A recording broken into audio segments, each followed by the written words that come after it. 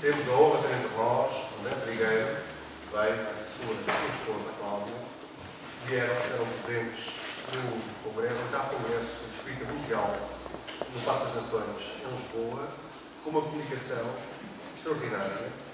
O André Trigueiro já é uma pessoa ligada à doutrina, já há bastante tempo, é professor universitário na área da comunicação, jornalista, articulista, tem várias obras publicadas. Nós, inclusive, conseguimos arranjar as últimas que a Federação nos pôde disponibilizar para trazer aqui para Santarém, e vai iniciar, aproveitando a sua estadia em Portugal, vai iniciar um périplo de trabalho por alguns centros espíritas. E vai falar todos os dias desta semana e, com certeza, que irá ainda ter algum trabalho mais avantajado mais para a frente. Temos a honra de receber hoje, segunda-feira. Não é, por excelência, o melhor dia, como nós sabemos. Não é o melhor dia, porque a segunda-feira é um dia em que reúne aqui relativamente poucas pessoas. Só aquelas que estão mais ligadas aos trabalhos. Não obstante, aos estudos. Não obstante, é como tal dia que aqui vejo algumas caras que puderam ocorrer com as suas presenças para enriquecer um pouco mais esta sala. Nós sabemos que o André terá sempre, no mundo invisível, centenas e centenas de irmãos nossos que estão aqui também, que foram para aqui conduzidos para receberem as suas palavras. Nós até somos aqueles que realmente menos importarão, mas as suas palavras sim, e que vão ser, ao fim e ao cabo, ditadas para os nossos corações. Vamos agradecer aos benfeitores desta casa, e agradecer aos benfeitores do movimento espírita português, aos espíritos espíritas, esta oportunidade que nos foi dada de podermos ter junto aos nossos corações.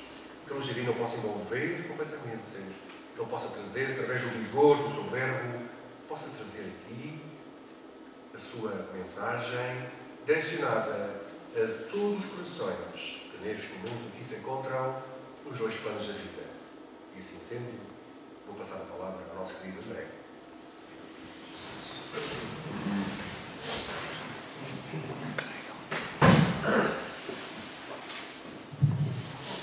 Boa noite a todos. Obrigado pela presença. Sábado, no Congresso Mundial, tivemos a honra de apresentar um trabalho intitulado Espiritismo e Ecologia. A apresentação encontra-se na internet, no Facebook da FEP. E o entendimento da direção desta instituição é que hoje deveríamos mudar o repertório, trazendo outro conteúdo, igualmente alusivo à proteção da vida, mas numa outra ordem de grandeza. No Congresso eu falei da prevenção do ecocídio, que seria a falência múltipla dos ecossistemas que permitem que tenhamos saúde, longevidade, bem-estar. O planeta não depende de nós, nós dependemos do planeta. Nós estamos destruindo os ecossistemas que permitem a vida em abundância. Esse foi o assunto do Congresso. Aqui hoje eu peço licença para apresentar um tema, como disse, igualmente associado à proteção da vida, mas à nossa vida. A prevenção do suicídio. Esse é um tema, em boa parte do mundo, considerado tabu. 4 letrinhas, TABU.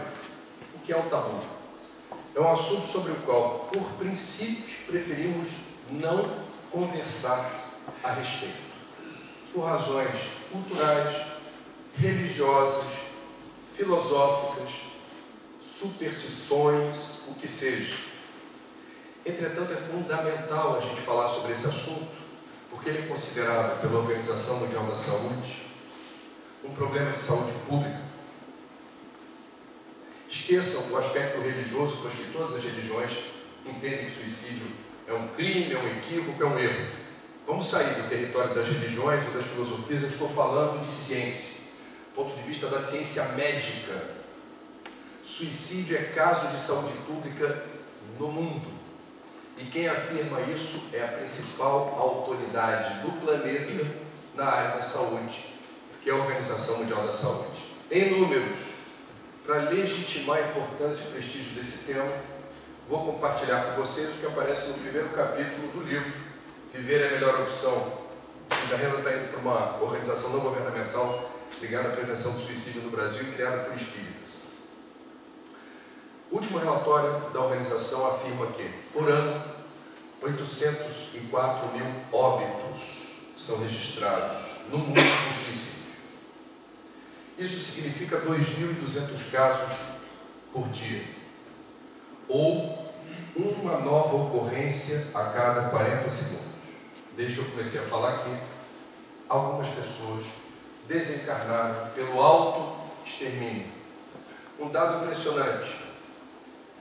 Há hoje no mundo mais suicídios oficialmente registrados do que óbitos por homicídios ou óbitos em conflitos armados e guerras.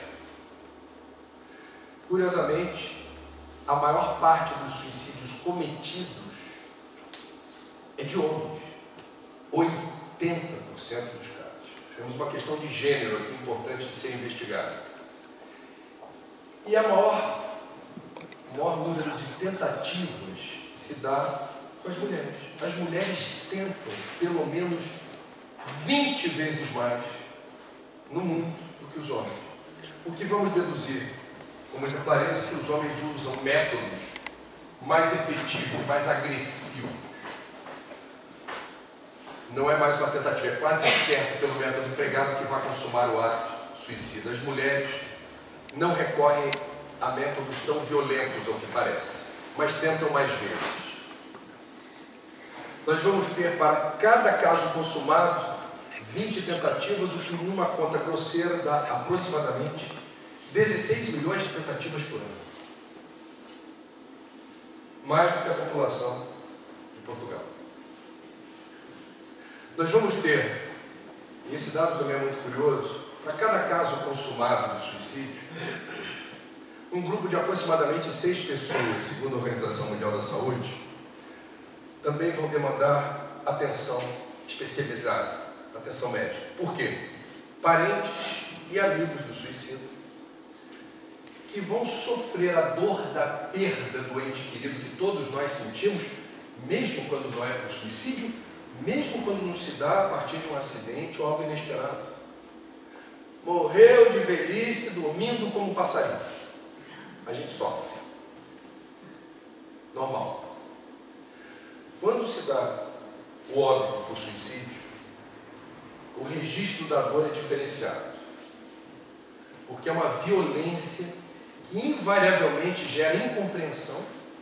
Preferiu se matar a falar comigo, a desabafar comigo, não me comunicou, e que vai despertar diferentes reações. É a dor da perda, é a incompreensão que pode gerar revolta, pode gerar raiva, pode gerar ódio. Eu, nas minhas pesquisas, tomei conhecimento de uma mãe do Rio de Janeiro que teve um filho de 16 anos que se matou no quarto dela sem aviso prévio, sem que ela desconfiasse que aquilo poderia ocorrer. Esse garoto, no intervalo de tempo relativamente curto, apareceu numa sessão mediúnica. Ainda muito perturbado, uns anos depois, e coube a mim o papel que a instituição me delegou de fazer contato por telefone ou pessoalmente com a mãe desse rapaz para transmitir o recado que ele me deu. Porque ele já fez por merecer, naquele momento, a condição de ser assistido numa espécie de pronto-socorro espiritual, saindo do lugar onde ele estava, e não conseguia fazer essa migração, conduzido pelos espíritos superiores, por conta do sentimento endereçado a ele pela mãe. Que não era um sentimento de dor da perda, era raiva, ódio daquilo ter acontecido da forma como aconteceu, e ela registrou isso como uma agressão. Eu pedi que esse rapaz me desse informações precisas que legitimassem a credibilidade da informação. Não basta dizer que é você, não é o suficiente. Ela nem era espírita, mãe. E ele me confidenciou algo que realmente era muito particular e que, quando eu liguei para essa moça, ela, no primeiro momento, estranhou o fato de eu ter feito contato sem conhecê-la. Uma pessoa do centro conhecia alguém que conhecia ela, então eu cheguei direto, me identifiquei e falei: a senhora me perdoe, eu não sei qual será a sua reação sobre o que eu vou dizer, mas eu tenho que dizer. Também não sei se a senhora acredita ou não na possibilidade de quem desencarnou fazer contato. O fato é que o seu filho se comunicou. E eu preciso transmitir o recado.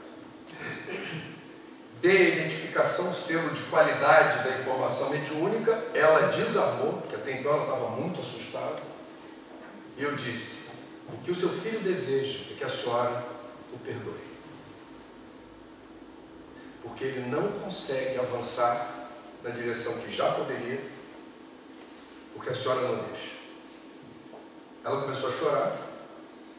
Mantivemos raros contatos depois disso, mas na via mediúnica houve o sinal verde, porque o pensamento no Espiritismo tem força e direção, razão pela qual precisamos fazer aqui a distinção entre um pensamento doloroso que impede o desencarnado querido de partir, que vai arrastar, vai atrapalhar essa transição, e o luto.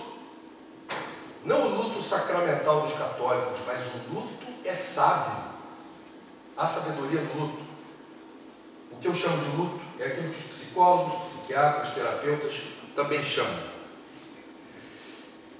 Não importa se somos espíritos, seguidores da fé raciocinada, do cristianismo redivivo, do consolador prometido, da fé, da razão. A gente sofre quando perde um ente querido. Se tiver velório, não é porque eu sou espírita, que eu vou aparecer no velório com um sorriso, vestido de branco, dizendo para todo mundo: a morte não existe, gente. Está tudo ótimo. É vida que segue.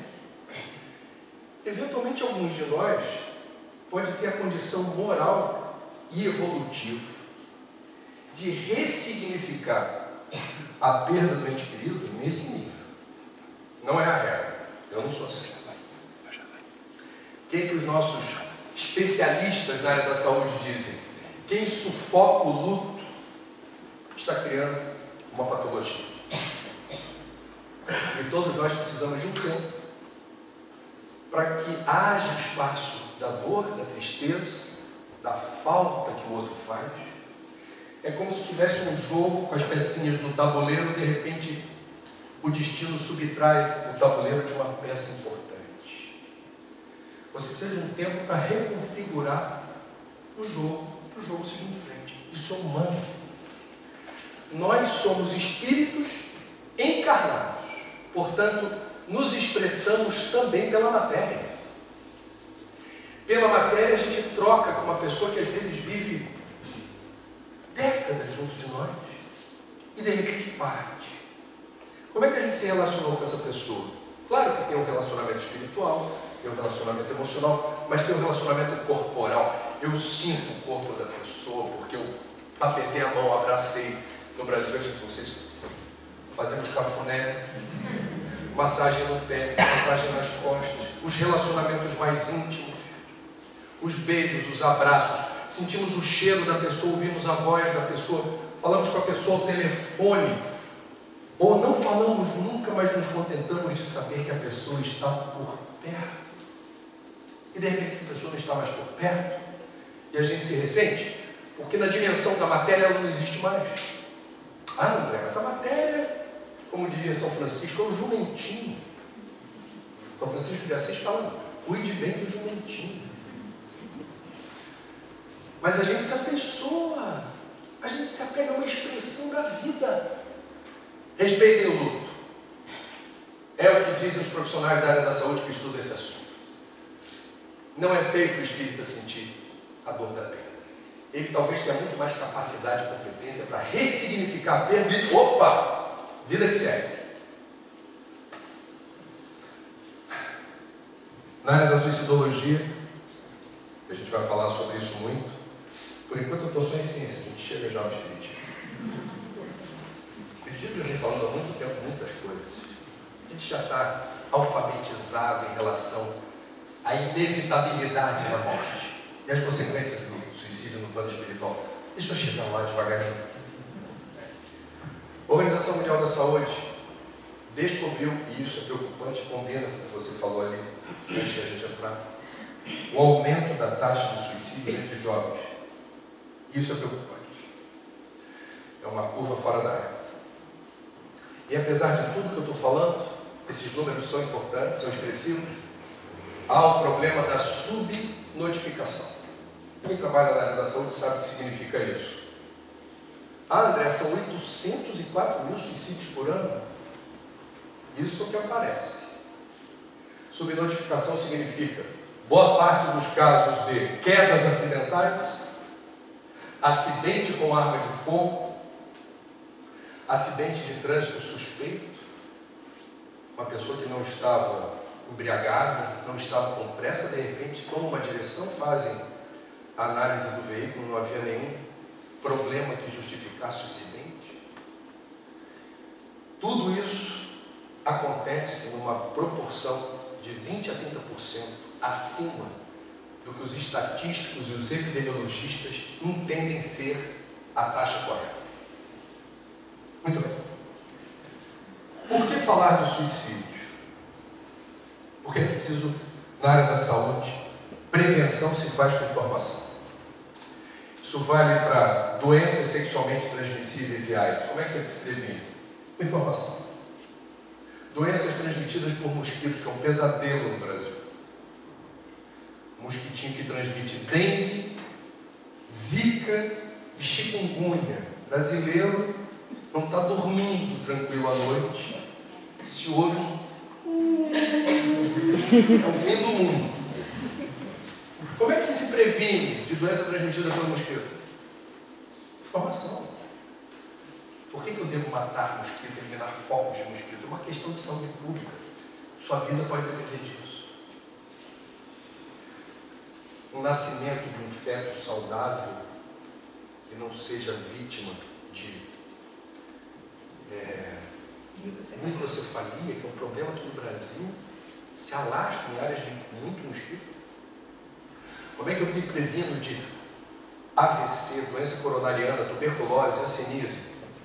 Com informação. Fundamental. Mas por que é tão difícil falar de suicídio abertamente? Como a gente deveria estar ouvindo falar mais diante desses dados? Na área da ciência médica há uma explicação. Desde o século XVIII, quando o escritor alemão Goethe lançou um famoso livro no auge do romantismo, chamado Os Sofrimentos do Jovem Werther, construiu-se a convicção de que, dependendo da forma como você fala de suicídio, isso pode estimular novos casos. Esse livro, não sei se alguém aqui já leu, conta a história de um jovem enamorado de uma moça, mas a moça, ao longo da obra, não dá para Werther o amor que ele desejava, e o livro termina com ele se matando, numa época que era lindo morrer de amor.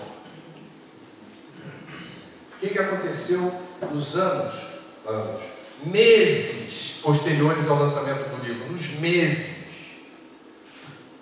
jovens na Europa se mataram, vários homens, empregando o mesmo método do personagem da ficção. No livro a gente mostra outros casos, um deles da Marilyn Monroe, que depois o Espiritismo mostrou que não foi intencional o suicídio de Marilyn. A atriz americana teria sido eu diria, uma distração na ingestão de barbitúricos, num momento de muita aflição. Os jornalistas americanos, noticiário que vende bem quando você fala Marilyn se matou. A quantidade de suicídios nos meses posteriores a essa notícia também foi muito preocupante. Portanto, volto para a ciência médica. Há um jeito certo de falar de suicídio e um jeito errado. Na minha profissão, sou jornalista, é errado reportar a todo momento que acontece um caso de suicídio isso como notícia. Não. O que não quer dizer que você não faça reportagem quando se trata de alguém famoso. Como a gente diz na gíria jornalística, você não briga com a notícia. Um exemplo, 2014, o assunto mais procurado no Google foi o suicídio do famoso ator americano Robin Williams. Como é que você vai fingir que não aconteceu? Tem que falar. E o que diz a Organização Mundial da Saúde quando tem que falar, quando é inevitável falar? A gente abre espaço no livro para discorrer sobre isso. São vários, vou resumir em 3. Não abrir generosos espaços no jornal, na internet, no rádio, na televisão, para esse tema. Reporte, com, eu diria, cautela. Não muitas fotos, não manchetes, não descreva em detalhes o método empregado para não didatizar o suicídio. Outro cuidado, não enaltecer as qualidades morais do suicida, porque tem pessoas que estão fragilizadas psíquica ou emocionalmente. Quando você diz, aquele que se matou, era bom pai, bom filho, bom trabalhador, bom vizinho, bom voluntário. O efeito Werther, é o nome que se dá, em homenagem a Goethe, que na época teve que responder a processo na justiça do século XVIII, porque parece que ele sabia como matar a pessoa em obra de ficção, que é um absurdo. Não é para enaltecer as qualidades morais, porque alguém perturbado pode entender aí um sinal de quer dizer que eu posso me matar e as pessoas ainda vão falar bem de mim. Não funciona. Então tem um jeito certo. Qual é o jeito certo? Já sei como não fazer, já sei que se for famoso eu só vou reportar sem exagero. Precisamos falar com as pessoas. O suicídio é caso de saúde pública, a sociedade merece saber. É informação relevante. 2. É preciso abrir espaço para reportar os órgãos não governamentais ou governamentais, as associações, as entidades do terceiro setor, que promovem um trabalho de apoio emocional e prevenção do suicídio. As pessoas não conhecem esses órgãos, esses serviços gratuitos. 3. E o mais importante, e se de tudo que eu falei até aqui tiver que guardar apenas uma informação da memória, guarde o que eu vou dizer. Porque é a grande razão pela qual a gente precisa falar mais de suicídio, na verdade, de prevenção do suicídio. Em 90% dos casos, os suicídios são preveníveis, porque estão associados a patologias de ordem mental que são diagnosticáveis e tratáveis. Vou repetir porque é importante. De cada 10 casos de suicídio no mundo, 9 estão associados a psicopatologias diagnosticáveis e tratáveis. No livro eu explico como eles chegaram a esse número. Foi uma das maiores pesquisas epidemiológicas da OMS. Rastrearam mais de 14 mil atestados de óbito no mundo inteiro, todos de suicídio. Os técnicos do Ministério da Saúde, da Organização Mundial da Saúde, não se contentaram em saber que foi suicídio, rastrearam a vida da pessoa, o histórico clínico da pessoa. E lá descobriram, por exemplo, que em mais de 30% dos casos havia uma intercorrência com depressão. Não sei se alguém aqui sabe o que é depressão, por já ter vivido isso na pele, ou conhecer alguém na família, no círculo de amizades, ou de colegas de trabalho, ou no voluntariado que teve. É difícil você não conhecer alguém no seu círculo que não tenha passado ou esteja atravessando problemas de depressão. São aproximadamente 350 milhões de pessoas no mundo hoje com esse problema. E a depressão aparece em primeiro lugar como algo que precisa despertar a atenção da sociedade. A gente precisa falar mais sobre isso. A gente precisa oferecer serviços de qualidade para o bom diagnóstico, Porque não é fácil diagnosticar depressão, não é qualquer médico que vai ter o cuidado de fazer uma anamnese, aplicar um questionário detalhado, para saber se é depressão ou pode ser outra coisa. Eu vou contar rapidinho a história de um médico do Brasil, experiente, já desencarnado, que recebeu no consultório a visita de um engenheiro rico, que já se declarou deprimido, falou assim: me dá um antidepressivo, que eu estou mal, eu não estou bem, eu tenho uma vida estabilizada, uma família que me ama, uma profissão que eu sou reconhecido, ganho dinheiro, está tudo bem na minha vida. A minha vida está sem gosto, sem alegria. Eu não me entusiasmo por nada, eu não tenho projetos, eu estou desanimado, eu estou prostrado. Um bom médico não entra sem fazer uma bela aferição no estudo de caso. Vamos conversar. Aplicou a anamnese, questionário, perguntou: onde é que você mora? Ele falou um lugar do Rio de Janeiro, falou: sua água é confiável? Não, eu bebo água de poço. Moro no Recreio dos Bandeirantes, uma área isolada, com muitos sítios. Ali eu estou com um poço que a água é boa. Confia mesmo na água? Qual a última vez que você analisou? Tem uns 2 anos. Está na hora de fazer. Volta aqui, quando você tiver a análise do poço, e pedir outras investigações. Veio a análise da água do poço. Em resumo, esse engenheiro era uma colônia de amebas, parasitas, que ocuparam o organismo dele de tal maneira que o fluido vital do engenheiro estava sendo compartilhado com essas criaturas minúsculas que fazem um estrago horroroso sobre motivação, força física, ânimo, tônus. Levanta-te, anda. Não dava para levantar, quanto mais andar. Por causa das amebas. Não era depressão. Um vermífugo resolveu o problema. Portanto, um bom médico precisa saber se é depressão ou estado depressivo. Qual é a diferença? Estado depressivo é da vida. Estado depressivo faz parte da vida de todo mundo. Se vocês conhecem alguém que nunca passou por um estado depressivo, desconfie. Pode ser um alienígena, um ET, ou com uma garotada que gosta de ver filme de ficção científica, alguém que foi abduzido.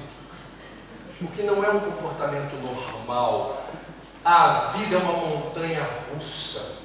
Ora, a gente está subindo devagarinho com o carro, apreciando a paisagem, achando o máximo. Tem gente que quando está nesse momento já começa a ficar com medo. Daqui a pouco acaba. Aí você chega no topo, é o nirvana. Você fala: Senhor, eu não imaginava que eu estivesse numa condição espiritual tão boa. E de repente é queda livre na banguela, como a gente diz no Brasil. Queda livre. E a gente se sente abandonado por Deus, solitário, não entende por que a gente é merecedor daquilo. Porque ou é perda de saúde, ou é perda de emprego, ou é perda de dinheiro, ou é perda da fé. Sem aviso prévio. Não tem receita. Você vai ter que descobrir qual é o caminho para se virar. E o que você descobrir que seja bom para você não vai funcionar para o outro. Cada um tem um jeito de transformar limão em limonada. Estado depressivo, do ponto de vista espírita, a gente vai ter, aliás, todas as correntes filosóficas ou religiosas explicam à sua maneira a função da dor e do sofrimento na natureza. O Espiritismo é farto de explicações maravilhosas, plenas de significado e sentido, amparadas na razão, para mostrar que nós, apesar da enorme autocomplacência que temos, porque a gente se acha o máximo, a gente se acha injustiçado, a gente acha que a vida está sendo injusta com a gente. Mas nós, sem o agulhão da dor e do sofrimento, estaríamos aonde? Faça um teste. Eu sou leitor de autobiografia. eu gosto das pessoas que me interessam. Normalmente, em toda a autobiografia, a pessoa abre generosos espaços de gratidão pelos momentos mais difíceis que ela passou na existência. Quando eu perdi meus pais, quando todo mundo era pobre lá em casa, quando não tinha o que comer, quando eu perdi a saúde, fiquei no hospital um tempão, quando eu perdi a visão, quando eu perdi o meu